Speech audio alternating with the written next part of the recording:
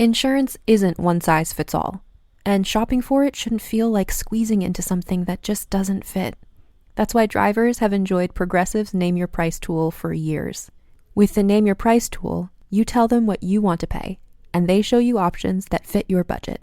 Enough hunting for discounts, trying to calculate rates, and tinkering with coverages.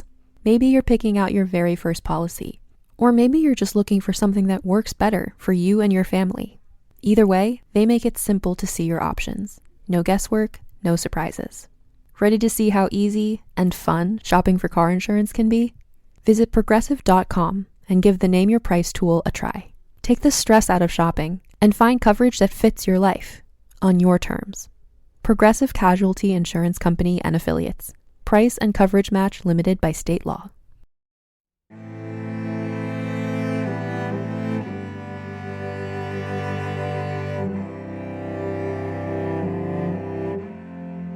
Hello and welcome to Vulgar History, a feminist women's history comedy podcast. My name is Anne Foster, and you are in for a treat today because my guest is the one and only Dr. Kate Lister, the icon herself, who you probably know from her award-winning history hit podcast, Betwixt The Sheets.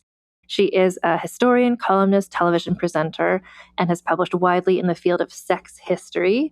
And her newest book is called Flick, The Story of Female Pleasure. And it is available now in the UK. It'll be available shortly in North America as well. And it's such a fun read. If you know her podcast, if you've seen her doing presenting, she's such a hilarious person, combining like great, really dirty jokes with amazing research. And she's honestly a role model of mine. And I was so excited to get to have her on Vulgar History. So honestly, enjoy this conversation with Dr. Kate Lister about her new book, Flick. So I'm here with Kate Lister, and we've got a video, and that's because you're a very famous face to me, and I think to a lot of fans of history. I wanted to show it's really her. From your amazing podcast, Betwixt The Sheets, your previous books, your appearances on various documentaries and things. Welcome, Kate, to Vulgar History. Hello, and hello, Vulgar History fans. You know, we like to get vulgar on the show. I think there's a real overlap between your work and what we do here. So tell everybody about your book, Flick. Great title, by the way. Thank you very much. There was a whole conversation about how well that would translate to America, you know, Flick. And I maintained it. I was like, no, I want to call it Flick. So it's Flick, A Story of Female Pleasure. And it is looking at the history of pleasure, particularly sexual pleasure, as experienced by women. And it was born out of my intense and ongoing frustration with this narrative that we still have enforced today, that women somehow don't enjoy sex as much as men do. It's all that men can think about. They're only after one thing: boys will be boys.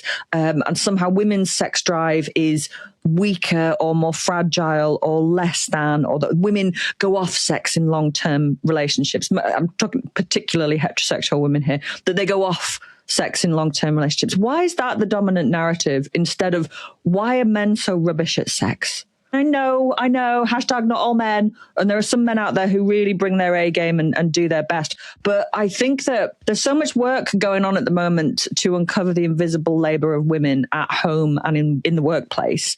And I want to do it in the bedroom as well. I think women have been doing a lot of emotional labor and a lot of emotional heavy lifting in the sheets. And I think that it's time that we stop doing that. So Flick is born out of my desire to try and understand how we've ended up where we are. Where did these ideas come from? How has women's desire and sexuality been understood in the past? And what can we learn from that? Well, and you start from the very beginning of recorded human history. And I found this part so interesting because when I'm doing my research too, I see this kind of explanation that women, if we're talking about ancient Greece, that era, it's they're too sexual. They're too horny. Yeah. We can't rein it in. And so to go from that to being women actually don't have any sex drive and they shouldn't. And if they do, it's wrong. That pivot, I was how did that happen? Yeah. Can you explain just kind of how it was and the pivot and why that happened? The Victorians, in a nutshell. Yes. In a very, very succinct way. And I know there'll be scholars rushing in going, no, the 18th century, blah, blah, blah.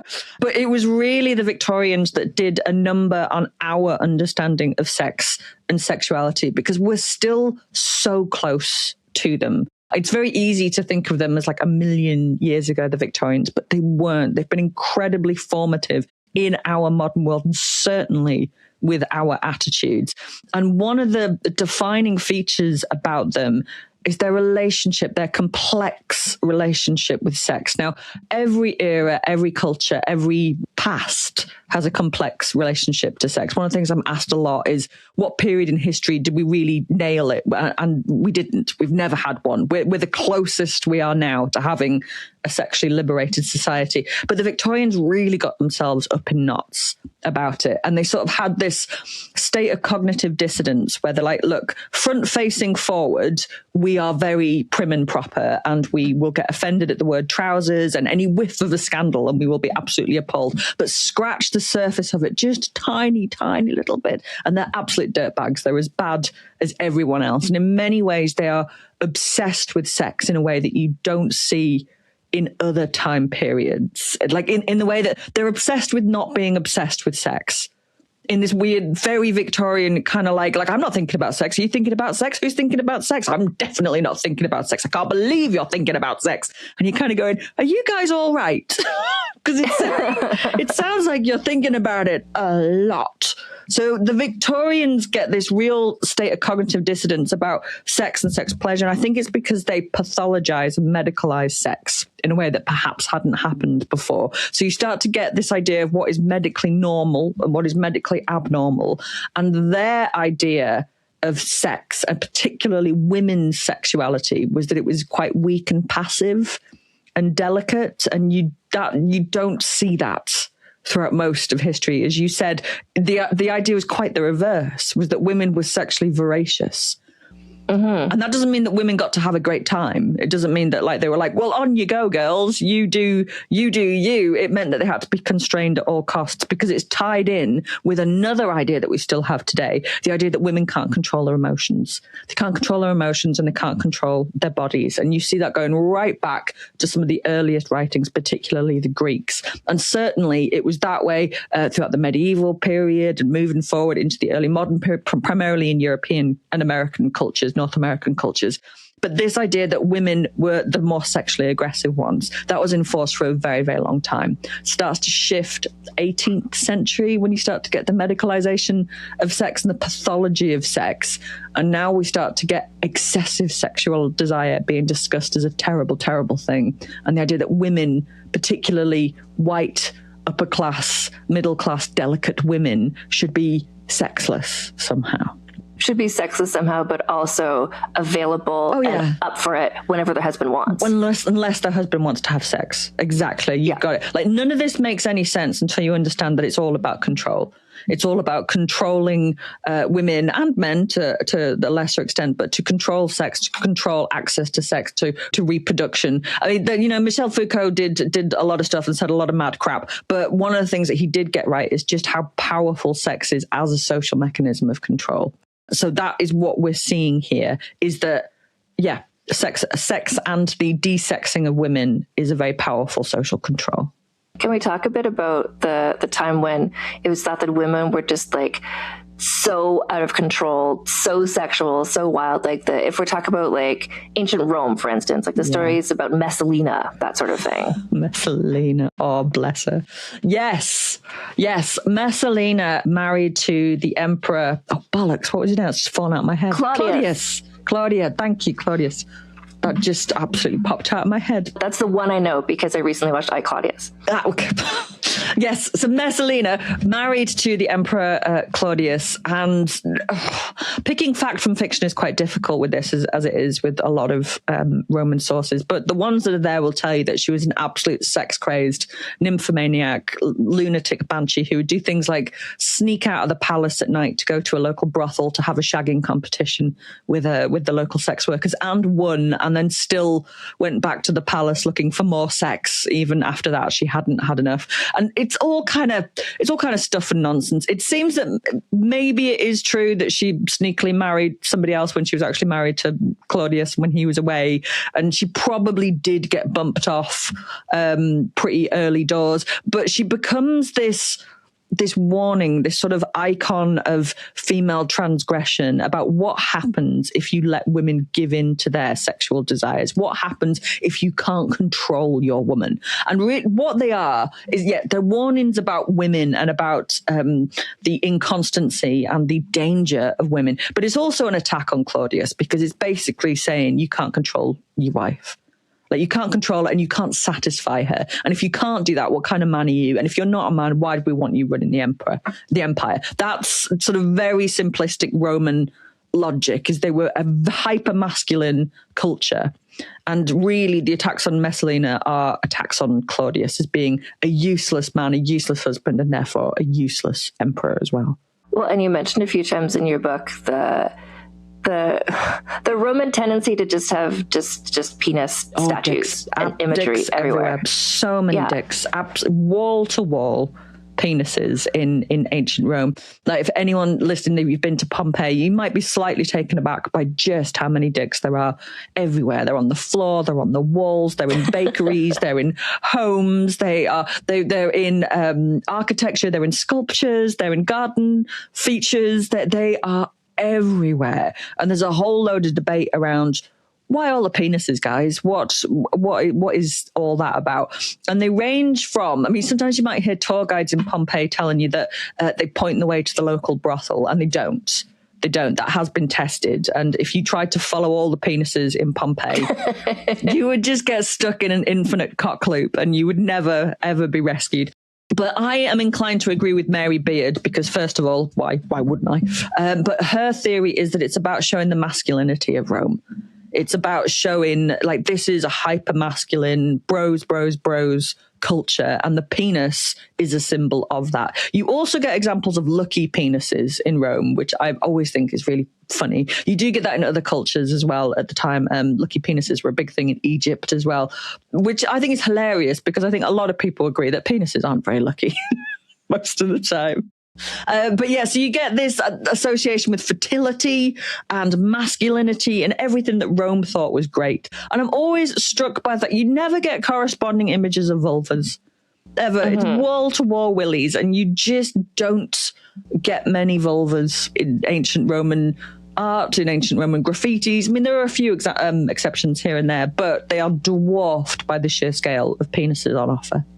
Well, and you've got in your book, there's a picture. It's ancient Roman, right? It's like the oral sex picture of the woman and the man. Yes, it's the fresco. It's from Pompeii. It's from one of the bathhouses, and it's this. And they've got like lots of these little frescoes in what would have been a changing room. And the leading theory is that these pictures were kind of serves as aids to memory. So you'd remember where you left your toga and your stuff. Is I left it under the people doing having a blowjob, that sort of stuff. And a lot of them are obscene pictures. And this one, I think it's so revealing about how they viewed women, sex, and pleasure. So it's of a man going down on a woman. He's performing cunnilingus. But what's significant about it is that this woman is kind of like, she's huge in comparison to him, and she's got her legs splayed, and she's like dominating, hovering above him, and he's fully clothed, and he's kind of like between her legs, like a little lapdog, just like lick, lick, lick, lick, lick. And you can really see like the power distribution here. They see that, they must have seen that image and thought that was funny. That's a funny image to them. That's hilarious. And what's funny about it is the inversion of masculine, feminine, dominance, and submissive, because that they see a man who is sexually submissive there. And it's amplified by his little crouching pose and the fact that he's so far beneath her, and he's so much smaller as well. And they have used cunnilingus there to point to the fact that he's very emasculated. That's the way that they understood cunnilingus in ancient Rome. It's funny because when I was reading through your book, I saw this picture. I'm like, oh, that's nice. That's a nice picture. And then you're like, actually, this was a joke. I'm like, oh no. But I mean, there's I could be wrong. This is the great thing about Roman art and stuff, is we don't know what they saw when they were looking at that. So like, it's all we're kind of guessing. But that's my guess. That's what I think that they look at. And I think that when you look at the size and the positioning of them, it's noticeable. in amongst other images that are really cock heavy, you've got this tiny, tiny little man licking away. And it's backed up as well by the fact that, one of the great things that Pompeii's left us is a lot of graffiti on the walls, which seemed to have worked as the ancient Roman form of social media, as they were just scrawling everything on the walls. And there's loads of insults, and their go-to insult seems to be cunt licker, or words to that effect. Like Isidorus is a cunt licker, or such and such person can go and lick cunt. And they really go for it. And that's interesting as well. Like, why would that be your go-to insult, is a man that goes down on women? And you do see it whenever it's referenced in Roman literature. It's rarely celebrated. It tends to be with this hefty amount of ew. It's so gross. And they use it to predominantly to attack a man's masculinity. And my theory around this is that they do that because cunnilingus is a sex act that doesn't require a penis, right? So Roman logic is that, men, bros, dicks are everywhere, right? Cunnilingus doesn't need a penis. It doesn't even need a man. So their logic goes, the only man who would need to do that to pleasure his wife or his partner, he must be impotent. It's the only reason that they can think of is why that would be happening. So his penis doesn't work, and therefore his masculinity is called into question. And if that sounds mad, you still see echoes of that right up to the modern day. You don't have to look too far into the manosphere bro culture to hear some men's rights activist with a podcast explaining how it's emasculating to go down on a woman. In fact, I think that DJ Khaled found himself in a bit of hot water back in 2015 when he said loud and proud on a radio show that he would never, ever, ever go down on a woman, that it's just not something that the king should do. So we still got that, is this idea that it is somehow emasculating to do it. And that seems to have started with the Romans. Well, and you get into this in your book in a couple different ways in a couple different chapters, but the concept that, like, so many cultures have thought of, like, sex is penetrative. Putting a penis going into something. That's the only thing. Can you talk about how that gets into I guess it's not necessarily, it's sort of sodomy laws, but like the way that, like, lesbian sex is often left out of laws. And that's because, well, there's not a penis. So what is it? And now for a quick advertising break. Starting or growing your own business can be intimidating and lonely at times. Your to-do list may feel endless with new tasks, and lists can easily begin to overrun your life. So finding the right tool that not only helps you out, but simplifies everything as a built-in business partner can be a game changer. For millions of businesses, that tool is Shopify.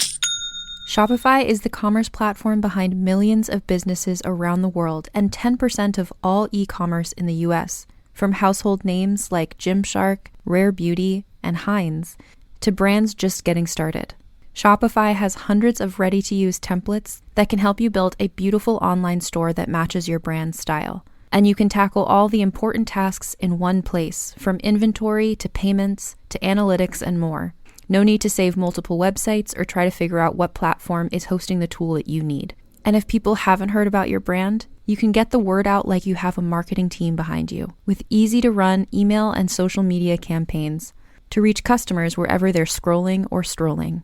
Start your business today with the industry's best business partner, Shopify, and start hearing. Sign up for your $1 per month trial today at shopify.com/realm. Go to shopify.com/realm. That's shopify.com/realm. Welcome to the realms of peril and glory. Explore the mechanically magical vistas of Vale, the paranormal mysteries of liminal London, and the cyberpunk chaos of Cyborg. Be awed by our incredible guests from familiar shows like Oxventure and No Rolls Barred. Search Realms of Peril and Glory to find out more. The war is over, and both sides lost. Kingdoms were reduced to cinders, and armies scattered like bones in the dust. Now the survivors claw to what's left of a broken world, praying the darkness chooses someone else tonight. But in the Shadow Dark, the darkness always wins. This is old school adventuring at its most cruel. Your torch ticks down in real time, and when that flame dies, something else rises to finish the job. This is a brutal rules-light nightmare with a story that emerges organically based on the decisions that the characters make. This is what it felt like to play RPGs in the 80s, and man, it is so good to be back. Join the Glass Cannon podcast as we plunge into the Shadow Dark every Thursday night at 8 p.m. Eastern on youtube.com/theglasscannon with the podcast version dropping the next day. See what everybody's talking about and join us in the dark. You know that feeling when you hear one interesting thing and suddenly you want to know more? Well, that's the idea behind my podcast, Something You Should Know. Every episode starts with a question you've probably never thought to ask, like why people do or don't like you, why certain habits stick, or what everyday advice is actually wrong. I'm Mike Carruthers, and I talk with scientists, authors, and experts, and I keep it practical, surprising, and fun to listen to. If you've got a curious brain, come try one episode of Something You Should Know on the podcast app you're listening to right now. And we're back. It doesn't count. No. Our entire understanding of sex, even today, I would argue, is very phallocentric. That's what scholars call it, very phallocentric. And our obsession, we still think that sex involves putting a penis into something. There's been research done on this, asking people what they consider to be sex, real sex.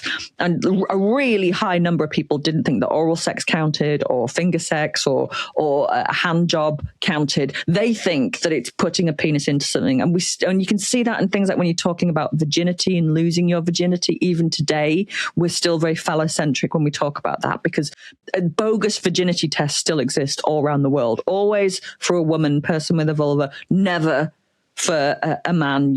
No one's trying to do virginity tests on a man. And what are they looking for? They're looking for evidence of penetration. They're not looking for evidence of cunnilingus or for masturbation or anything like that. So we still have this idea that sex is putting a penis into something.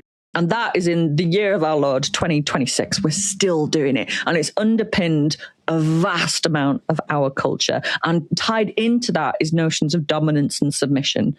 So throughout most of, not even the ancient world, throughout most of our history, there has been an idea that if you're penetrating, you are doing the man job.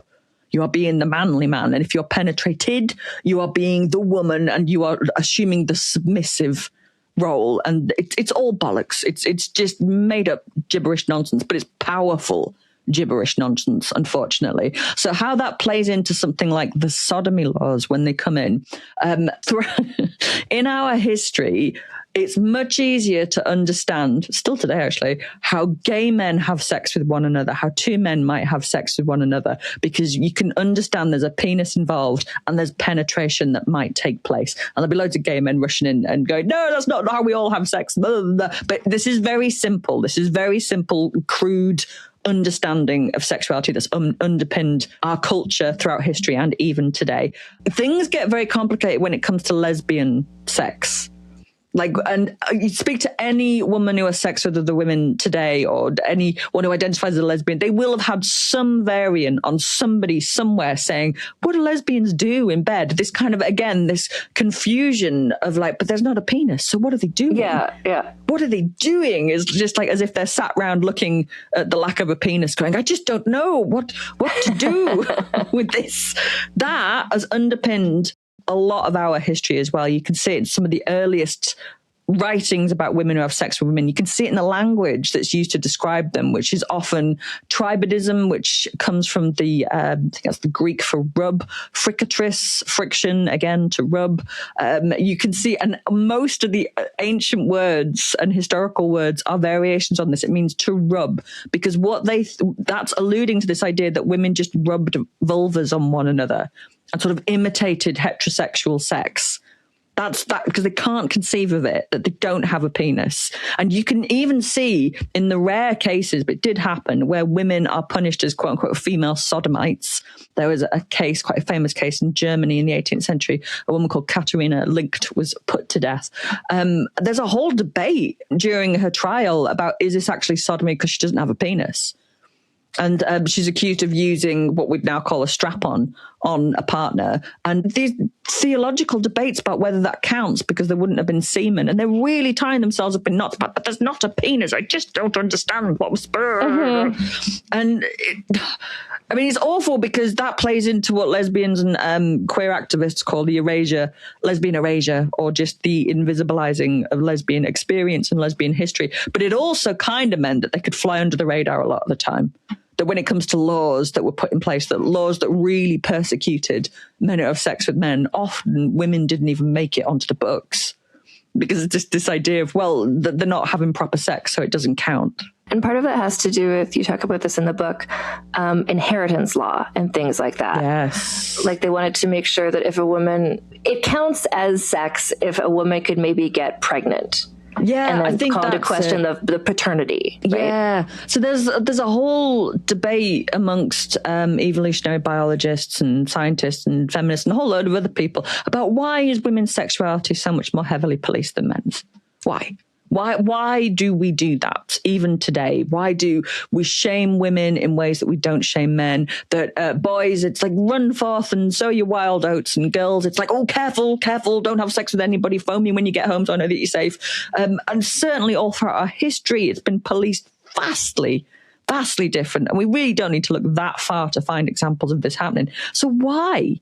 Why have women's bodies been policed like that? And one of the best and sort of the most widely accepted theories is about inheritance rights. It's about pregnancy and controlling who gets pregnant. Because if you have got an entire legal system and social system set up where it's patriarchal and patrilineal, so all the inheritance goes down the male line, it becomes crucial to understand who is the father of whose baby. Because you could have, if you have someone else's bun in your oven, then that has disrupted the entire system. So really, when you strip it all back, it's about controlling titles and money and inheritance and lands. And this theory is given some credence by the fact there are a few matriarchal societies that survive in the world today, just a handful here and there. And they tend to have inheritance laws that are matrilineal.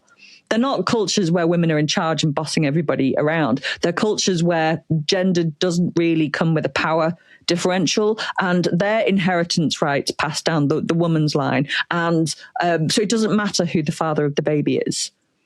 So that seems to be a key point in trying to understand cultures where women's bodies and their sexuality and their access to pleasure is so aggressively and violently policed. It's about control. It's about controlling who gets to give birth to who, about whose name and legacy is carried on. It's also about social control as well, and about the patriarchy getting to police access to whose body and whose pleasure. But predominantly, it's about money. Always has been. Well, and something else I wanted to talk about, because your book is about the history of female pleasure. And so you do get into something that's been in, online discussions lately from the most recent series of Bridgerton, which I'm sure you know about, where there was a plot line where the one character, Francesca, she's not getting pregnant. And then she's told, oh, well, it's because you haven't reached your pinnacle. A woman can only get pregnant if she orgasms. Yes. Yeah. And you talk about this in your book and how that's a pervasive and dangerous myth. So it's, even today, scientists don't have a consensus on why women orgasm. Like, they're not entirely sure. There'll be people screaming at this, going, because it's fun. But like, scientists don't work like that. There must be a biological, must be some kind of evolutionary function for doing this. And there's all kinds of theories going around out there as to why women orgasm. And it's all very patriarchal, because it's this, like we understand men's sexuality in a much more simple way. They orgasm to make babies. And throughout a vast period of our history, going back to the ancient Greeks, they conceived of women's bodies as being pale imitations of men's. They sort of thought of women are men in beta form, was what they thought, that men's bodies are hot and dry and women's are wet and cool. And part of that is understanding biology in sort of mirror terms. So they understood that, like, the vulva is an absence of a penis, and that if men orgasm in order to have a baby, then surely women must be orgasming to do the same thing. And you see that cropping up all the way. Now, it doesn't seem to have been a universally accepted fact for the simple reason that there's quite a lot of evidence, surely, anecdotally, that that's not always the case, that women don't orgasm every single time they get pregnant. But this myth was very persistent, and it was disputed frequently. I think it was William Harvey, the guy who was famous for discovering how blood pumped around the body in the 17th century, who really went to town on it. It was like, no, it's absolute nonsense. But it's still hung in there. And it was still, this is a dark piece of history, it was being cited in rape cases up to the 18th century. This idea that, a woman can't have been raped if she ended up pregnant, because if she was pregnant, she must have had an orgasm. And if she had an orgasm, she must have enjoyed it. And if she enjoyed it, it must have been consensual. So it's a dark and troubling misunderstanding of biology. And still echoes of that to a very, very modern period. It was that Republican candidate, Todd Aitken, in I think it was 2012, who said that when women are raped, they don't need an abortion because, quote, their body has a way of closing that whole thing down. So that theory is still with us. But yeah, that was how a lot of cultures, a lot of people, certainly a lot of medical people tried to understand women orgasming, was that it must be about, and you see this turn up a lot, releasing seed. And again, that's quite a ferocious debate amongst scholars. What did that mean? What do they mean by seed? Because for a man, yeah, we get that. We understand that. But what did they mean by seed? And there's some scholars who think that when they're talking about women releasing their seed to get pregnant, orgasming, that it must mean that maybe it's like menstrual blood. That was one theory. Another theory was that maybe it's like some internal invisible seed that we haven't seen. I'm inclined to agree with the people that think, and this is another example of patriarchy in action, the natural lubrication secreted by the vulva during arousal. And the reason I've had to say it like that is because there isn't a word for it.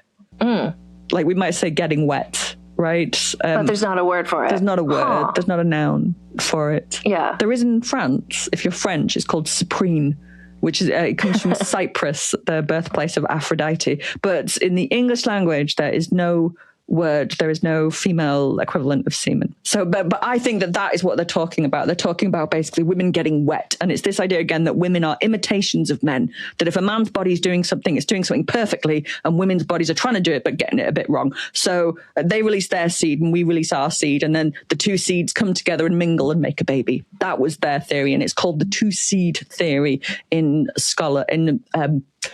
critical scholarly work today.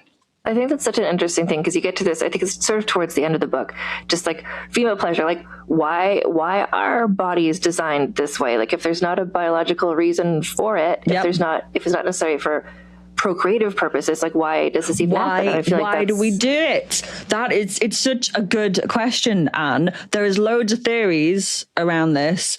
My favorite theory of why women orgasm is something called the byproduct theory. And that's that in the very, very early weeks of gestation, when we're just little jelly beans just floating around inside our mothers, we are all basically the same. We're all, it's the very, very early fetus, it's indistinguishable, male from female. And it's not until it's like 2 months in, I think, that suddenly there's a rush of hormones. And now you can start to see sex difference, and it's the same reason why men have nipples, because in the early days, it's a leftover, it's a byproduct of when we were all just this same little jelly bean I keep saying orgasm now. Orgasming organism. So we were all this same little jelly bean. And the theory is that women orgasm because it's a byproduct of this time, in the same way that men have nipples. And I like that one because then it really is a feature, not a bug. Then it's just something that can be enjoyed. There have been scientists that have tried to tie it to fertility, that orgasming is somehow related to being able to get pregnant, or it's related to fertility somehow. I like that theory because it seems to stick two fingers up it, and it's like, actually, it's just enjoyable. It doesn't serve a function the same way that men's nipples don't serve a biological function. It's just something to be enjoyed. And I like that theory the best. Well, and I like that too. And I think that's also where it overlaps with some of the other things we've been talking about and you talk about in your book, where it's like, well, women's sexuality is dangerous because it's just kind of there. Yeah. It's just like women can have this experience and men just want to control that or stop it or just because it's like women can feel so good and it's like, well, we can't do that. We don't want. They can feel so good without a man there. Like, surely that's not not. great. Surely not. Why would you need anything other than the mighty penis and all of the pleasure that it can provide for you? That seems to be a pretty crucial belief throughout most of our history and certainly throughout most of the patriarchy, is this fear around women's sexuality and this need to control it at all costs. But there is a fear underpinning that, this idea that women have access to pleasure and that women can keep going in sex. That's something else that you see cropping up. We don't have to stop when we orgasm. And you seem to like, there's this sort of palpable fear that maybe that's why they thought that women were so sexually voracious. But yeah, it's fucked up, but I'm fed up of it, quite frankly. I love that this book exists as you just kind of being like, you know what? Fuck you. Just like this is, like so much of what people are culturally conditioned to comes from, as like, to get back to the Victorians. Yeah. There's so many things that are just in society and people think like, well, this is how it's always been. It's like, actually, no, the Victorians just like retold history in a way that melded to their like weird worldview. And then we just think like, well, that's how it always was. It's like, no, like look at Pompeii, like you're saying, it's like things have been different. We've had different ways of doing things in the past. I always want to be careful before we I know it's very tempting to like look at like the really ancient world and think, well, they had that all sorted out, that it was some kind of feminist utopia where everybody was just cavorting around the Parthenon in gay abandon. And it wasn't. They had their own hang-ups. They had their own set. I mean, you wouldn't want to have existed as a woman there, really. It's much better to be around now. But also, it is really important that we tease out just how different it has been throughout different points in history, because that helps us understand that our own views are not static and they can be changed, and that they will change and they'll go on to change as well.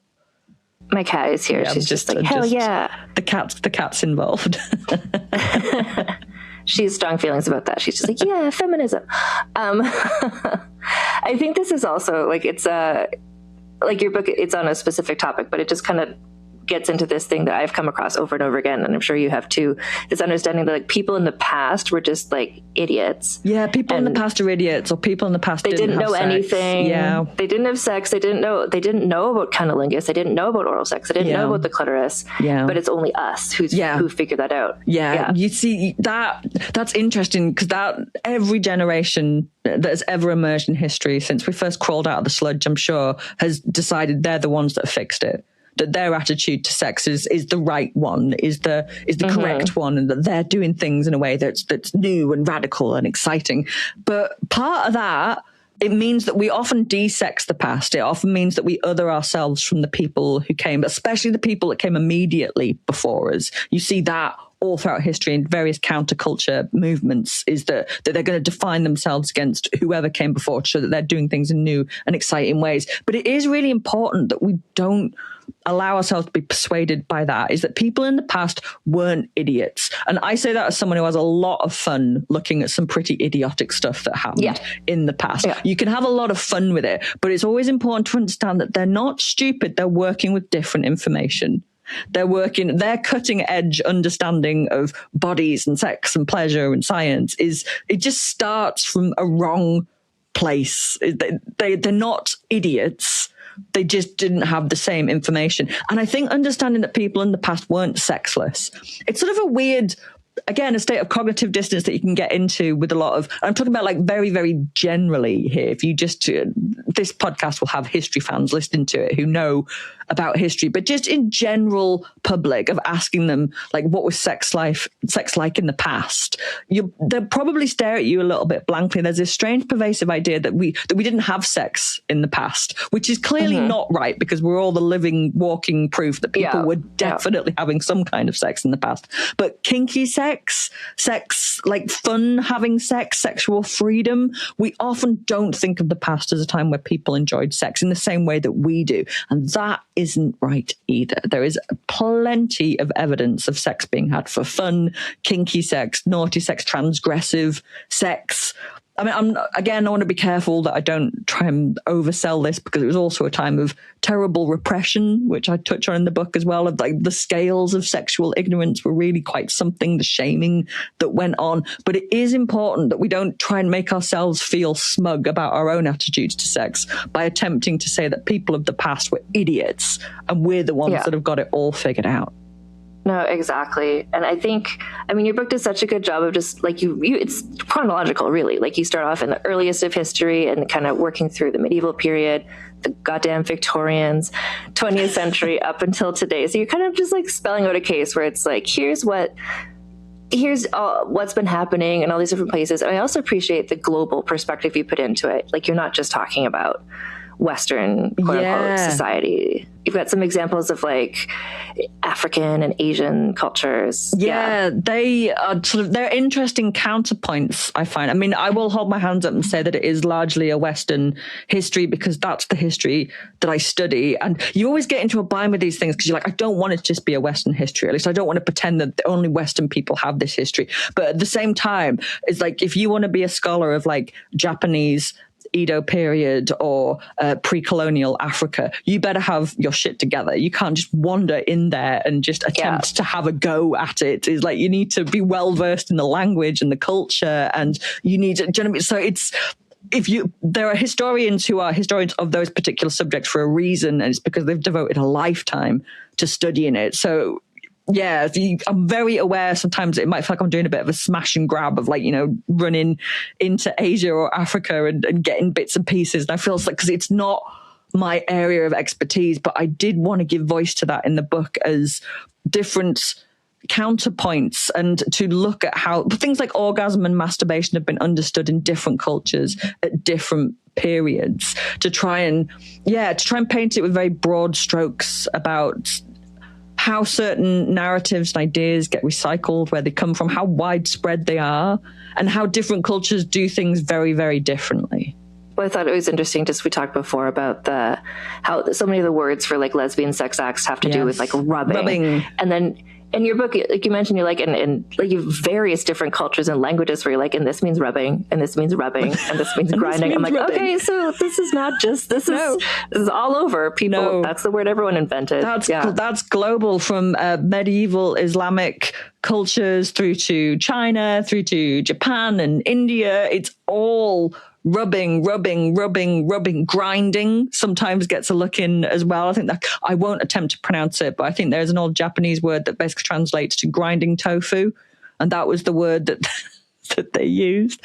One of my favorite slangs for women having sex with women is 17th century in English, and it's called playing a game of flats, which I think is really revealing, because it's like, first of all, you've got playing in there, playing. It's not real sex. They're playing at it. And flats alludes to the vulva as a flat. It's an absence of a penis. It's a lack of penis. It's a lack of penis. And you see that cropping up again, Freud, again and again and again, is that the vulva isn't an organ in its own right. It's an absence of a penis, or it's an imitation of a penis. And lesbian history is a great way to uncover that, is to uncover our obsession with phallocentrism and with the penis, to the point where not the lesbians themselves, they knew exactly what they were doing, but in a wider context of people trying to understand it, it's like, do they just grind? Do they just grind on each other? That's what they do, surely, right? No.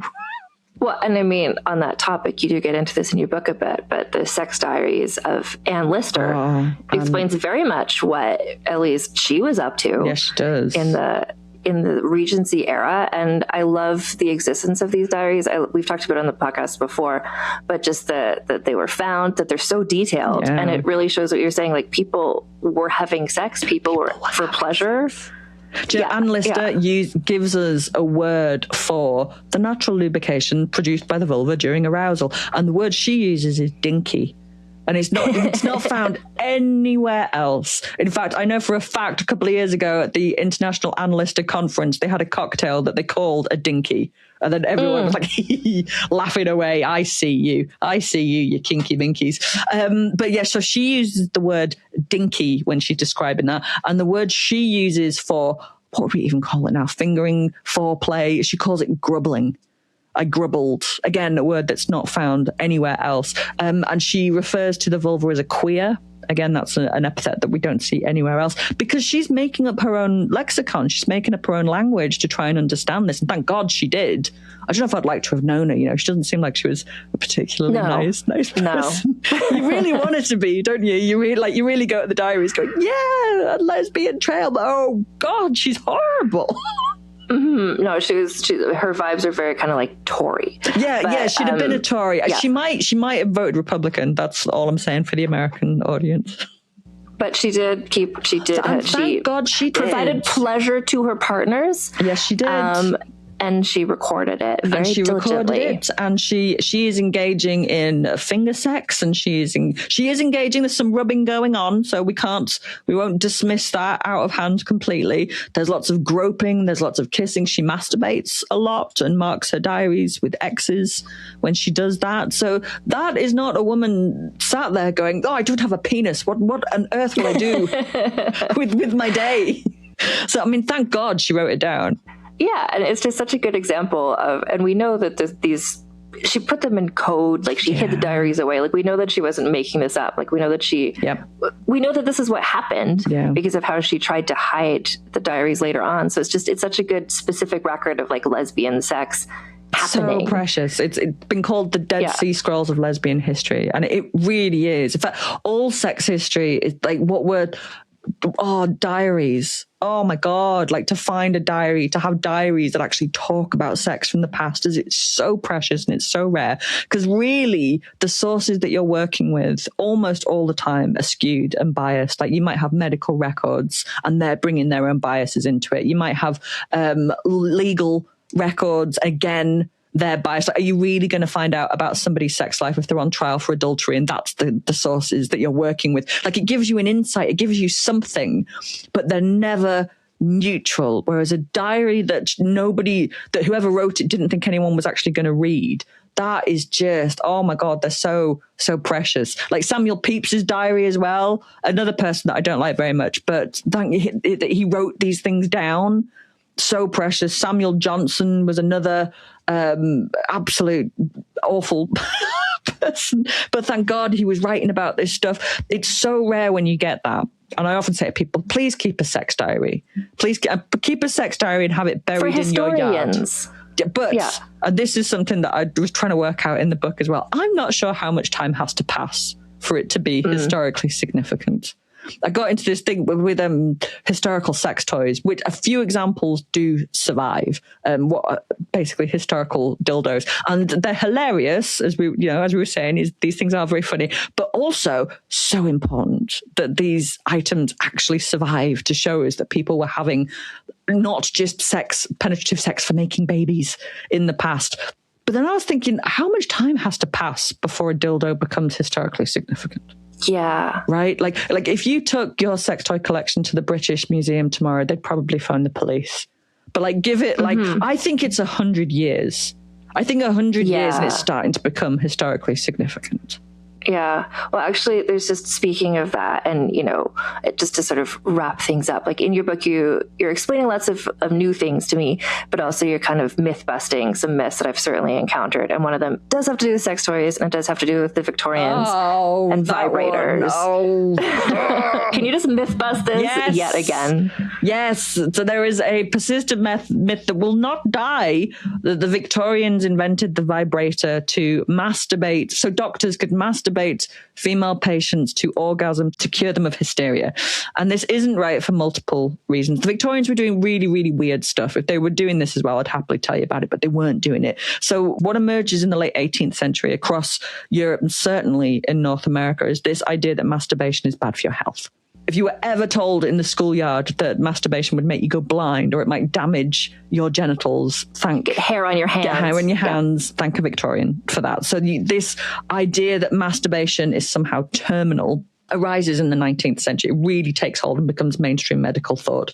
Firstly, their doctors are not likely to prescribe masturbation to women because they have this fear of excessive sexuality, which they pathologized as nymphomania. And reading some of the cures that they had on offer for that is pretty harrowing. In its most extreme, you're looking at things like clitorectomies and cutting out ovaries. That is extreme. It's not like you would nip down the pharmacy and say, I've got a headache, and they go, right, get the scalpel. That's not what was happening. But it's certainly on record. There are certainly case studies. There are certainly doctors, very prominent doctors, discussing this. So this is not a group of people who are going to prescribe masturbation. The second reason that it is nonsense is because the vibrator, quote unquote, was invented by a guy called Granville in the 19th century. But the vibrator he invented is not the vibrator that you're thinking of when you're thinking of a vibrator. So his vibrator was basically a giant square battery off which hung a metal wire with what looked like a weight, like a bullet-shaped weight at the end.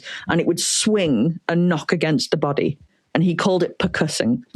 That's what he said the vibration cure is. So he's percussing the body. Now, first of all, that is not going to get you off. I'm sure someone out there somewhere will have a go at that, but that is not something that's going to bring you to orgasm in anything under a month, I don't think. And secondly, Granville was very clear in his work that it should not be used on female patients. So he's really, really clear about that. So now we've got a vibrator that wasn't supposed to be used on women and certainly couldn't bring you to orgasm in amongst a culture where they feared masturbation, and they certainly weren't going to try and excite women.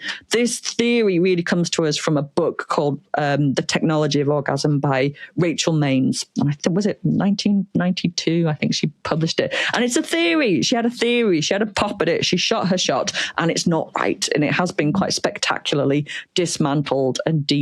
The Victorians are doing really weird stuff. But they're not doing that. There isn't any evidence of that, for that. This isn't a group of people that are going to prescribe that to cure anything. So if you hear anybody saying that, you can hit them, and I will write you a note as to why that was okay.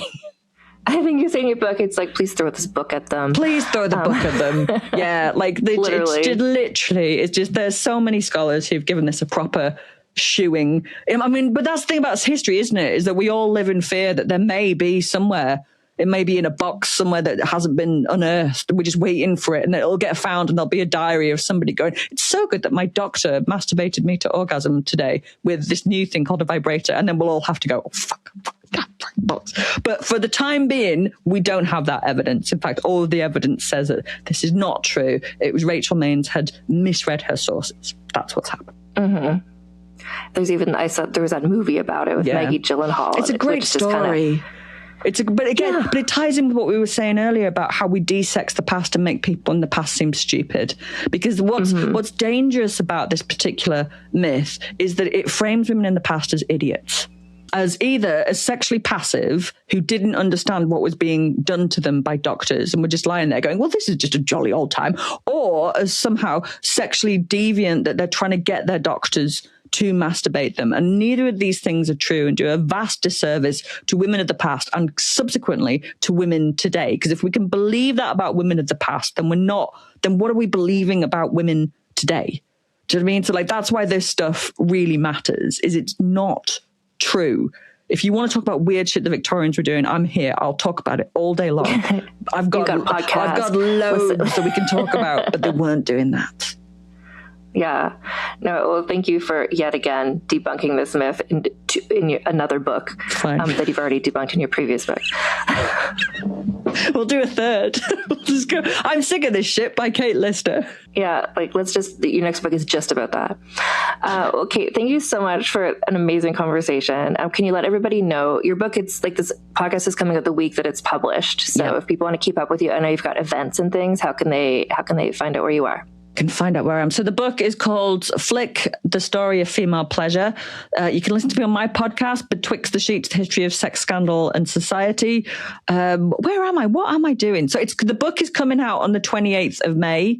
I've got 2 live shows. Oh, do you know what? Just follow me on Instagram and I'll tell you where I am. And it's at Dr. Kate Lister on Instagram, and then I'll see you there. Perfect. Yeah, I love woods that I was on the same part of the world to go to these live shows. I bet it's going to be such a good time. Oh, well, we're hoping to bring it stateside, so you'll be the first to know. Perfect. Well, thank you so much for joining me today. Everybody, go read this book. I'm going to call it required reading for people of all genders, frankly, because this is information everybody should know. Thank you so much. Thank you so much for inviting me on. It was my pleasure. Yay. Honestly, you've got to read this book. I believe that Kate reads the audiobook too. Like, just get this book, read it, love it. It's so good. It's so interesting. Like, it's a sort of every chapter, as we talked about in this podcast, just about like a few examples, but it's just like going from ancient history all the way through the 20th century to modern times, just talking about female pleasure. It's such an important and valuable and fantastic book. And if you love Kate and her work, this book, it just feels like her. No one else could have written this. And I'll give you a pro tip. If you live somewhere where you're like, oh, this isn't available in my local bookstore yet, whenever you want to get a book that's in the UK and it's not in your country yet, I like to go to the website kennys.ie, KENNYS.ie. It's an Irish bookstore, and they can hook you up with books from Ireland, with books from the UK. That's my pro tip. If you want to get this book and you're not sure where to get it, for the time being, that's my recommendation. And I have some other things I want to mention too. I wrote a book. It's called Rebel of the Regency, the Scandalous Saga of Caroline of Brunswick, Britain's Queen Without a Crown. And it is available. It's been available in North America for a while. And now, as of this week, it is available in the UK and Ireland too, finally. So please, please, please go to your local bookstore, see if there's a copy there. And if there's not, just like tell them they should get a copy of it and read it and love it. And I'm so happy to have this book, especially in the UK, because that's where Caroline of Brunswick was most beloved. Frankly, when you read the book, you'll see just how ride or die the kingdom was for her for quite a while. Anyway, I'm excited you can all finally read that book, and you can get more information / also order a copy of it by going to rebeloftheregency.com. All the links are there to buy a copy. I also want to mention, so many things to mention, I'm running a fundraiser. It's going to be ending shortly. It's just going till the end of May. So we're raising money for the Trevor Project, which is an American nonprofit organization that provides support to LGBTQIA plus people who need somebody to talk to. They have a 24-hour, 7 days a week crisis hotline for suicide prevention. They're such a worthy cause. I wanted to do something. I know that the Tits Out Brigade, the listeners of this podcast, are all about action and helping people out. And this is a fantastic organization to support. And the way that you can support them is obviously just go to their website, the Trevor Project, and make a donation. What you can also do is go to vulgarhistory.com/Trevor. That's vulgarhistory.com/Trevor to buy a ringer tee that was designed by friend of the podcast, Yanu Pater, that features all of the queer people we've talked about in our past season about the Regency era. It's called the Regency Queer-a. It's all the queer figures from the Regency era we talked about on the podcast, like the ladies of Llangollen and Lister, we mentioned in this episode today. Who else is there? Georgina, Duchess of Devonshire, Chevalier d'Eon. The whole squad is there. Anyway, it's a super cute design. It's a really cute t-shirt. And when you buy a t-shirt, the profits from that are going to go to support the Trevor Project. You can also make a donation there. We've already raised almost $400 on this fundraiser, and I'm really excited to keep it going. So the fundraiser goes until May 31st, and I really appreciate everybody who takes the time to consider doing that. I also, as if there's not enough to talk about, I want to mention something I haven't mentioned in a while, which is our brand partner, Common Era Jewelry. So this is a small woman-owned business based out of the US, and they make beautiful jewelry inspired by ancient Rome, ancient Greece, ancient Egypt, and other ancient cultures, like some of the cultures Kate Lister talks about in her book. So these are pendants and rings with images on them, both like fertility symbols and other iconography, as well as images of literal people from the past, like Cleopatra and Agrippina. And their latest collection that just came out is called Fragments. And this is inspired by, in the galleries of museums, beyond the famous statues, there are cases filled with broken things. These are the fragments, objects that survive. So pieces of something that used to be larger. And there's a real beauty in that, in the objects that survive. So the Fragments collection casts 5 of these things in solid gold jewelry pendants. So these include the hound. So this is a pendant inspired by the devotion between a person and the animal who walk beside them based on imagery of dogs that's found in some ancient Roman funerary art. Another design I love is the lover's pendant, very appropriate for this episode about female pleasure. So this pendant is based on a 1st century Roman relief, which shows 2 faces turned towards each other, held forever in a moment of tenderness. Like the rest of the art has crumbled away, but the kiss, the lovers, is still there. Another pendant I really love is the 3 Graces, which is inspired by an ancient relief fragment in the Louvre that shows 3 figures, female bodies, gathered in quiet harmony, their bodies forming a circle of beauty, generosity, and shared joy. So it's a celebration of like friendship and just like feminine beauty, and also, frankly, perhaps female pleasure. So most of Common Era's pieces are available in solid gold as well as in more affordable gold vermeil. And Vulgar History listeners can always get 15% off your order from Common Era by going to commonera.com/vulgar, or go to commonera.com and just use code VULGAR at checkout. So that's commonera.com/vulgar to get your sweet little discount. And next week, we're going to be talking to another incredible author about the British royal family, the contemporary British royal family, something we haven't talked about a lot of 20th century history on this podcast before. But this book was like, I can't not talk about it. It's so scandalous. It's so exciting. I think you're going to really enjoy next week's conversation as well. So until next time, my friends, keep your pants on and your tits out. Vulgar History is researched, scripted, and hosted by Anne Foster. Editor is Christina Lumagi. Theme music is by the Severn Duo. Regency-era artwork by Karen Moynihan. Social media videos by Magdalena Denson. Transcripts of this podcast are available at vulgarhistory.com by Aveline Malik. You can get early, ad-free episodes of Vulgar History by becoming a paid member of our Patreon at patreon.com/AnneFosterWriter. Vulgar History merchandise is available at vulgarhistory.com/store for Americans and at vulgarhistory.redbubble.com for everyone else. Follow us on social media at Vulgar History Pod. Get in touch with me at vulgarhistorypod@gmail.com.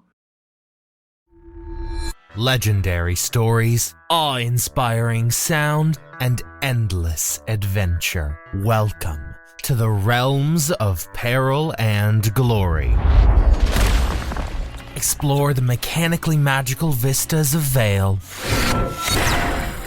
the paranormal mysteries of liminal London, and the cyberpunk chaos of Cyborg. Fall in love with our core cast, or be awed by our incredible guests from familiar shows like Oxventure, 3 Black Halflings, and No Rolls Barred. Ignite your imagination and discover the realms of peril and glory today. Go to realmspod.com or search Realms of Peril and Glory wherever you listen to podcasts. For 8 years, we've been asking the same question over and over again. How did this happen? My name's Mandy. And I'm Melissa, and we're the hosts of Moms and Mysteries, the true crime podcast with over 55 million downloads. We're 2 Florida moms who are obsessed with mysteries. Each week, we do deep dives into fascinating true crime stories. We cover everything from infamous cases like Casey Anthony to the bizarre and complex crimes right here in our home state, like the shocking murder of FSU professor Dan Markell. We bring you the facts, but with warmth and wit you'd only get from 2 friends who have been hooked on mysteries since childhood. Join us for new episodes of Moms and Mysteries every Tuesday and Thursday. Listen to Moms and Mysteries on Apple Podcasts, Spotify, or wherever you get your podcast. Hi, listeners. We want to tell you about a podcast we love. It's called Rebel Girls, formerly known as Goodnight Stories for Rebel Girls. It's about real-life women who are changing the world with their courage, creativity, and big, bold ideas. Want to know how Taylor Swift became a superstar? Or hear how Simone Biles became the greatest athlete of all time? From immersive stories to heartfelt interviews to super smart advice, Rebel Girls brings you stories that will get you fired up to become your best self. There are over 400 episodes for you to explore, with new episodes every week. So check it out. Listen to Rebel Girls wherever you get your podcasts. And find us on youtube.com/rebelgirls. And whatever you do, stay rebel.